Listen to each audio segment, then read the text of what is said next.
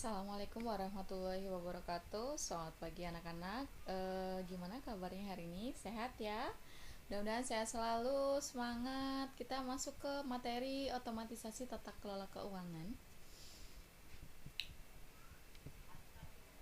Pagi ini materi kita ya, konsep dasar pengelolaan dana kas kecil. Nah, di mana KD kita pada hari ini yaitu masih dengan KD 3.10 ya, memahami dana kas kecil. Kemudian tujuan pembelajaran kita pada hari ini yaitu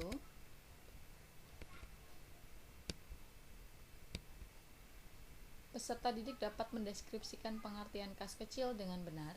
Yang kedua, peserta didik dapat mengemukakan karakteristik dana kas kecil dengan tepat. Yang ketiga, peserta didik dapat menyebutkan tujuan pembentukan dana kas kecil dengan benar.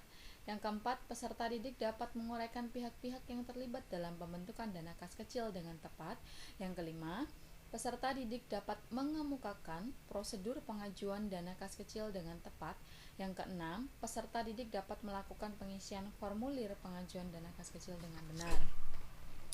Nah, pada umumnya kas yang dimiliki oleh perusahaan itu kan terdiri dari cash on hand, yaitu uang tunai yang dimiliki perusahaan, dan cash in bank, kas yang berada di bank, yaitu seluruh rekening perusahaan di bank yang dapat diambil sewaktu-waktu. Kedua jenis kas tersebut digunakan oleh perusahaan untuk membiayai kegiatan operasionalnya, untuk membiayai pengeluaran yang jumlahnya relatif besar seperti pembelian bahan baku, pembayaran gaji karyawan, terus kemudian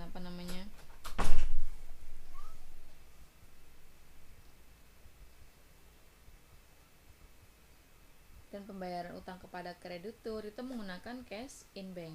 Sementara itu, untuk membiayai pengeluaran yang jumlahnya relatif kecil dan tidak efektif untuk dibayar dengan kas perusahaan, dengan cash in bank tadi itu ya. Nah, digunakanlah kas kecil.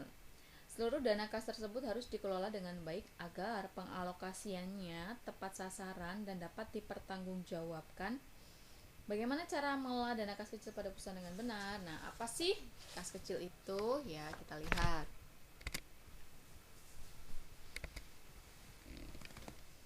Kas kecil adalah sejumlah dana perusahaan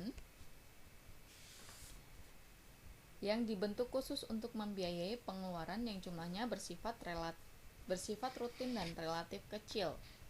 Ulangi, sejumlah dana perusahaan yang dibentuk khusus untuk membiayai pengeluaran yang jumlahnya bersifat rutin dan relatif kecil. Contohnya apa, Bu? Contohnya pembelian perlengkapan alat tulis kantor, pembelian ATK atau fotokopi, terus pembayaran iuran kebersihan, serta pembayaran biaya pemeliharaan aset tetap perusahaan. Umumnya, dana kas kecil itu dikelola oleh bagian kesekretariatan atau bagian keuangan tingkat pemula. Jadi ada bagian khusus yang menangani dana kas kecil tersebut. Kemudian dalam sistem pencatatan dana kas kecil itu dikenal dengan dua sistem, yaitu sistem dana tetap dan sistem dana tidak tetap. Sistem dana tetap biasa disebut dengan impress fund system, sementara sistem dana tidak tetap biasa disebut dengan fluctuation fund system. Nah, pada metode tetap atau metode impress fund system, jumlah dana kas kecil itu selalu tetap, sehingga setiap pengeluaran dana kas kecil tidak akan langsung dicatat, tetapi hanya dikumpulkan bukti-bukti transaksi pengeluarannya saja. Kemudian pencatatannya baru akan dilakukan pada saat dana kas kecil diisi kembali ke jumlah awal di akhir bulan. Terus kemudian sementara itu, pada metode fluktuasi, jumlah kas kecil tiap bulannya dapat berubah-ubah sesuai dengan kebutuhan perusahaan, dan pencatatan dilakukan setiap kali dana kas kecil digunakan untuk membiayai pengeluaran perusahaan. Jadi, bedanya sistem dana tetap dan sistem dana tidak tetap itu, sistem dana tetap itu jumlahnya selalu sama pada tiap periode, sementara dana tidak tetap itu jumlahnya selalu berubah-ubah.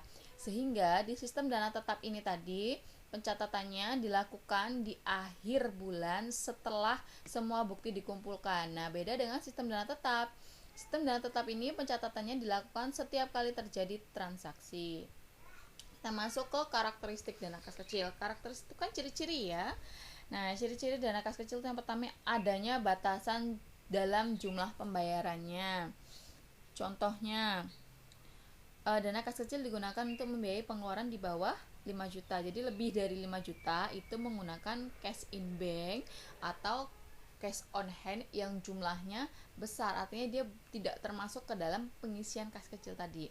Terus kemudian yang kedua digunakan untuk mendanai transaksi dengan nominal yang relatif kecil dan rutin ya. Contohnya pembelian alat tulis kantor, pembayaran konsumsi rapat, dan pembayaran iuran pemeliharaan kantor.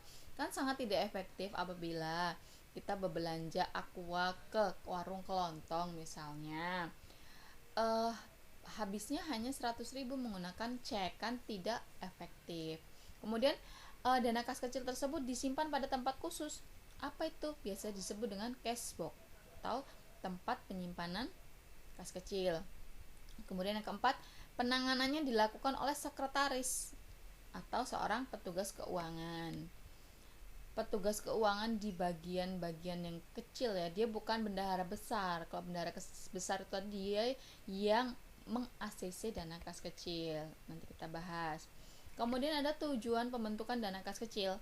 Tujuan pembentukan dana kas kecil itu yang pertama, menghindari cara pembayaran yang tidak ekonomis atas pengeluaran yang jumlahnya relatif kecil. Itu tadi seperti yang Ibu sampaikan, membayar hanya sedikit itu tidak efektif dan efisien apabila menggunakan cek. Terus kemudian yang kedua, mengantisipasi pengeluaran yang sifatnya dadakan dan tidak terencana. Misalnya apa nih? Misalnya kita mau ada rapat mendadak, butuh snack. Nah, itu kan di kas kecil kan gampang mengeluarkannya.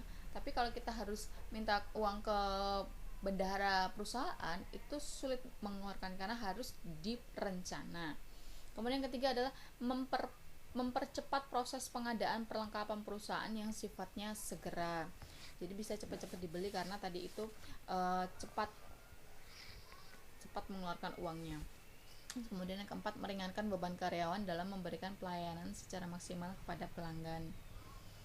Terus kemudian pihak-pihak yang terlibat dalam pembentukan dana kas kecil itu ada 4. Yang pertama ada bagian utang, yang kedua ada bagian kasa, yang ketiga bagian jurnal dan laporan, yang keempat pemegang dana kas kecil. Nah, bagian utang ini kerjaannya apa sih, Bu? Bagian utang ini kerjaannya menerima SK pembentukan dana kas kecil dari kepala bagian keuangan. Terus yang kedua, membuat bukti pengeluaran kas dalam rangkap 3. Terus kemudian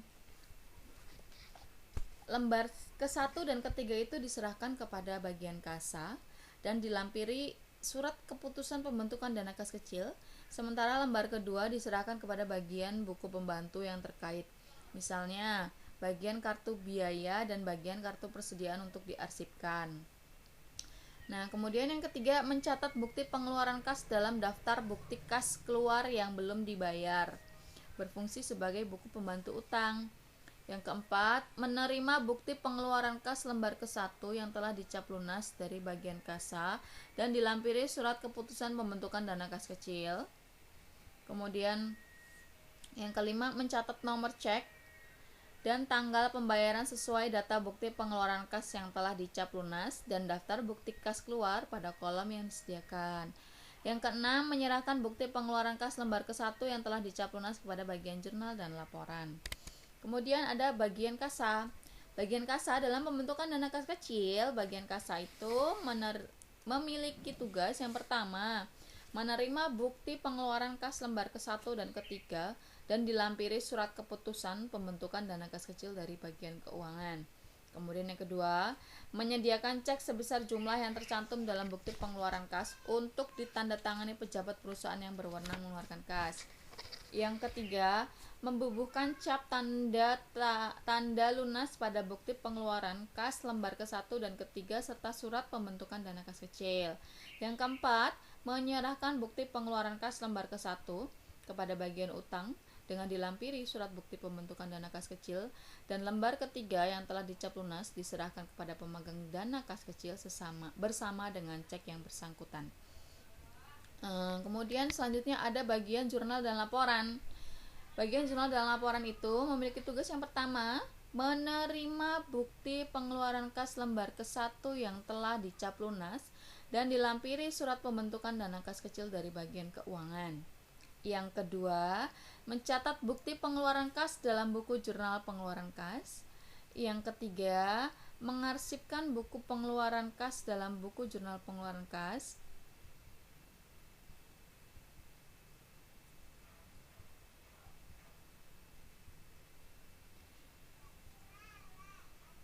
Ini ada 3 ya. Mohon maaf.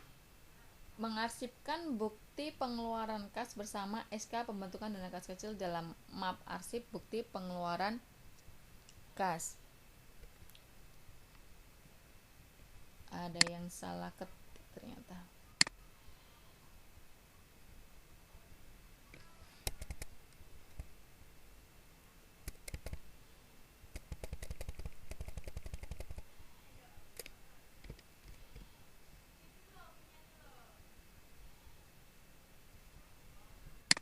Terus kemudian ke pemegang dana kas kecil. Pemegang dana kas kecil ini memiliki tugas yang pertama menerima cek dan bukti kas kecil dari bagian kasa. KK itu kas kecil ya. Terus kemudian yang kedua mencairkan cek ke bank dan mengelola kas kecil sesuai keputusan. Yang ketiga mengarsip bukti kas keluar.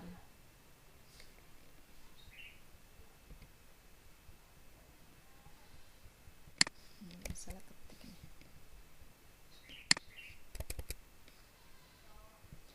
Lanjut, kita ke prosedur pengajuan dana kas kecil ya. Prosedur pengajuan dana kas kecil. Dalam pengelolaan dana kas kecil, prosedur pengajuan dana kas kecil yang harus dilakukan oleh pihak pengelola dana kas kecil adalah yang pertama, sekretaris membuat permohonan pengajuan dana kas kecil dengan mengisi formulir pengajuan dana kas kecil yang ditunjukkan kepada bagian keuangan. Kemudian yang kedua,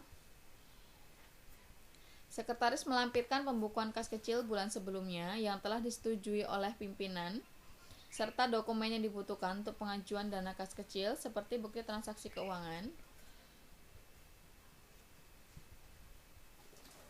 Kemudian yang ketiga, jika permohonan disetujui, sekretaris akan menerima dana pengisian kas kecil dari bendahara perusahaan berupa sejumlah uang tunai. Kemudian yang keempat, sekretaris mencatat penerimaan dana tersebut ke dalam bukti kas masuk, kemudian menandatanganinya dan diketahui atau disetujui oleh pimpinan serta dilampiri dengan fotokopi cek jika menggunakan cek.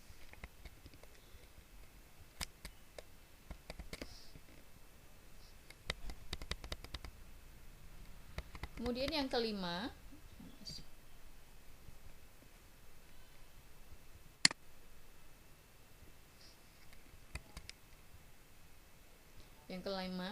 sekretaris sebaiknya menyimpan kas kecil tersebut di dalam peti uang khusus yang berukuran kecil atau biasa disebut dengan cash box.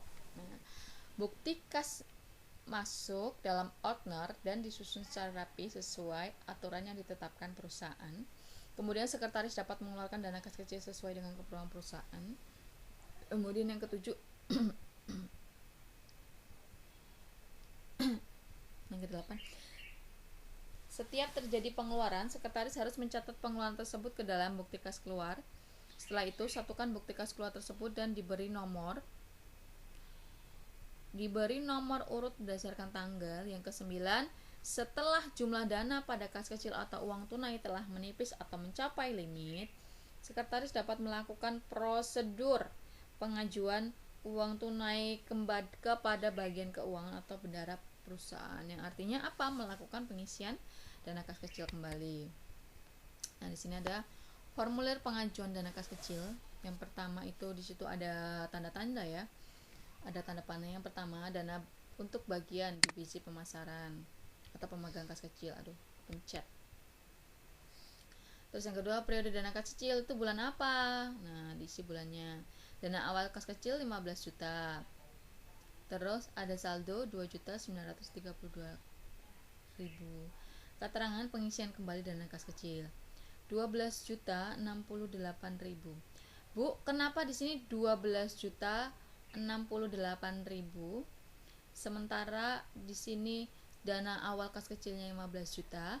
Ini menggunakan metode dana tetap sehingga jumlah yang diisikan jumlah yang diajukan di sini adalah sebesar uang yang keluar atau uang yang digunakan oleh pemegang dana kas kecil. Nah, itulah yang diisi kembali.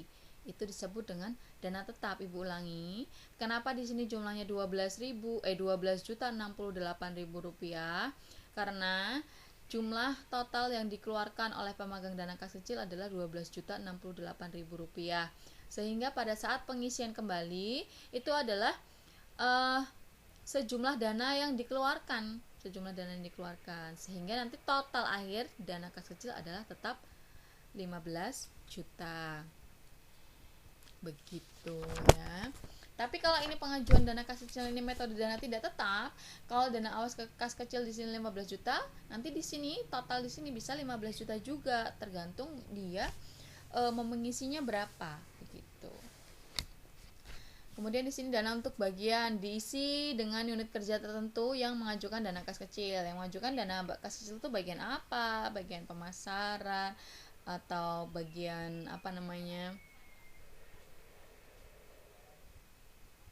bagian produksi ya kan. Terus kemudian ada yang kedua, periode kas kecil. Periode kas kecil diisi dengan periode pengajuan dana kas kecil. Yang ketiga, dana awal kas kecil diisi dengan jumlah dana kas kecil awal yang telah ditentukan. Yang keempat, pengajuan diisi dengan jumlah dana kas kecil yang akan diajukan. Yang kelima, keterangan diisi dengan tujuan pengajuan dana kas kecil. Yang keenam ini jumlah ya. Yang keenam ini jumlah diisi dengan jumlah dana kas kecil yang diajukan. Yang ketujuh ini kolom ini ya. Kolom disetujui oleh petugas di unit kerja yang berwenang mengesahkan atau mengeluarkan pengajuan dana kas kecil. Terus kemudian yang ke-8 ini tanggal. Tanggalnya ini tanggal pada saat pengajuan ya. Terus kemudian yang ke-9 dibuat oleh atau diterima oleh petugas administrasi keuangan atau sekretaris yang mengajukan pengajuan dana kas kecil. Jadi di sini ini adalah Veronica, ini adalah sekretaris bagian divisi pemasaran. Jadi dia yang mengajukan dana kas kecil. Terus kemudian ada pembentukan dana kas kecil ya. Pada saat dana kas kecil itu dibentuk, dana kas kecil bertambah dan kas umum berkurang sebesar jumlah pembentukan dana kas kecil dalam jumlah tetap. Pada saat dana kas kecil sudah mencapai batas limit, sekretaris harus menyiapkan dokumen yang berkaitan dengan pengajuan kas kecil. Dokumen pengajuan kas kecil itu berupa apa? Berupa formulir pengajuan kas kecil. Terus kemudian ada pedoman pengendalian dana kas kecil. Nah, di mana pedoman pengendalian dana kas kecil di sini? Yang pertama, kas kecil itu kan merupakan aset yang dimiliki perusahaan. Walaupun jumlahnya itu relatif kecil, tidak tertutup kemungkinan untuk dijadikan objek penyelewengan, seperti diambil oleh setiap karyawan atau penggunaannya disalahgunakan. Oleh karena itu, pengendalian terhadap dana kas kecil ini harus dilaksanakan. Nah, beberapa pedoman pengendalian pertama, penerimaan dana kas kecil harus selalu disertai dengan cek dan bukti kas kecil dari bagian kasa.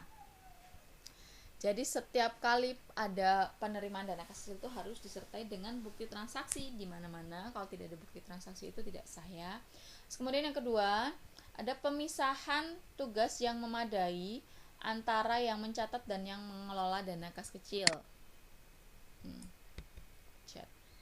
Terus yang ketiga, prosedur otorisasi yang memadai. Yang keempat, perancangan dan penggunaan dokumen-dokumen catatan yang cukup. Yang kelima, pengeluaran dilakukan dengan membuat bukti pengeluaran kas kecil. Yang keenam atau yang terakhir, sebelum membuat dan menandatangani cek untuk mengisi kembali dana kas kecil, pihak yang berwenang harus memeriksa terlebih dahulu bukti-bukti transaksi pengeluaran kas kecil. Nah, demikian materi kas kecil tugasnya hari ini. Silahkan dicatat materinya. Kemudian jika ada yang kurang paham silahkan bisa ditanyakan. Ibu akhiri, wassalamualaikum warahmatullahi wabarakatuh.